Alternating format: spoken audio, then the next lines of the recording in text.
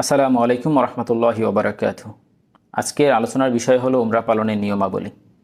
উমরা পালনের ক্ষেত্রে প্রথমেই যেটা খেয়াল রাখতে হবে সেটা হলো মিকাত অতিক্রম করার পূর্বেই উমরা পালনের নিয়ত করে নিতে হবে।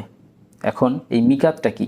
মিকাত হলো একটি সীমানা বা একটি এরিয়া যার ভেতরে প্রবেশ করার পূর্বেই আপনাকে নিয়ত করে নিতে হবে।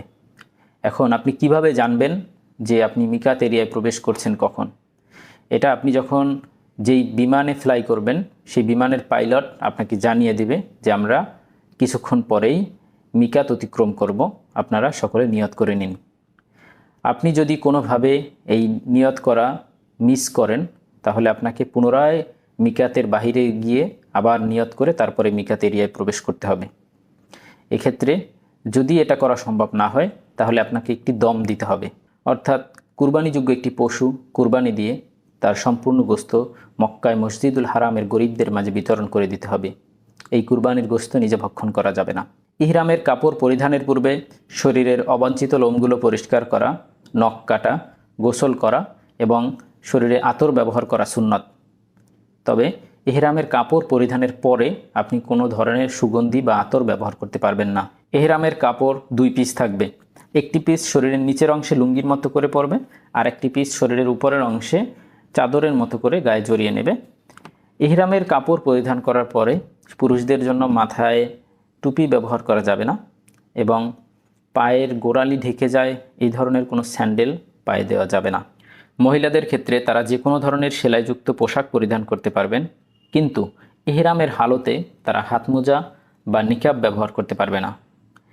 যাতে অন্য পুরুষরা তার চেহারা না দেখতে পারে সেজন্য সে এই ধরনের একটি ক্যাপ ব্যবহার করতে পারে। এই ক্যাপটি পরিধান করার পরে এভাবে সামনে থেকে পর্দাটা ফেলে দিতে পারবে, এতে করে তার চেহারা অন্য পুরুষরা দেখতে পাবে না। ইহরাম অবস্থায় কিছু নিষিদ্ধ কাজ রয়েছে যেগুলো কোনোভাবেই করা যাবে না, যেমন শরীরের কোনো পশম কাটা বা ছেঁড়া, নখ কাটা, শরীরে কোনো ধরনের আতর বা সুগন্ধিযুক্ত তৈল ব্যবহার করা, নারী পুরুষের জৈবিক চাহিদা পূরণের জন্য কোনো আচরণ বা কথা বলা, শিকার করা, কোনো জীবজন্তু হত্যা করা, বিয়ের প্রস্তাব দেওয়া বা এ সংক্রান্ত কোনো ঘটকালি করা, পুরুষদের জন্য তাদের পায়ের গোড়ালি ঢেকে যায় এই ধরনের কোনো জুতো ব্যবহার করা, হারাম এলাকার কোনো গাছ কাটা বা ছিঁড়ে ফেলা, ঝগড়া বিবাদে লিপ্ত হওয়া এবং পুরুষদের জন্য কোনো প্রকারের সেলাইযুক্ত পোশাক পরিধান করা। তাওয়াফ করার নিয়ম: কাবা ঘরের যে কর্নারে হাজরে আসওয়াদ রয়েছে সেই কর্নারে গিয়ে ডান কাঁধ খোলা রেখে পুরুষদের শরীরের উপরের অংশে যে ইহরামের কাপড়টি রয়েছে সেটি পরিধান করতে হবে।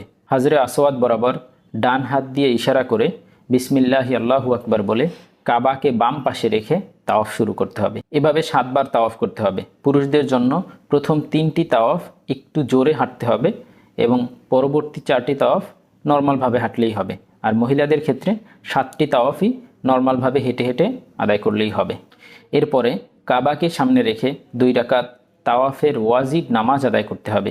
সেক্ষেত্রে খেয়াল রাখতে হবে পুরুষরা যাতে অন্য মহিলাদের পাশে দাঁড়িয়ে নামাজ না পড়ে এবং মহিলারা যাতে অন্য পুরুষদের সাথে দাঁড়িয়ে নামাজ না পড়ে।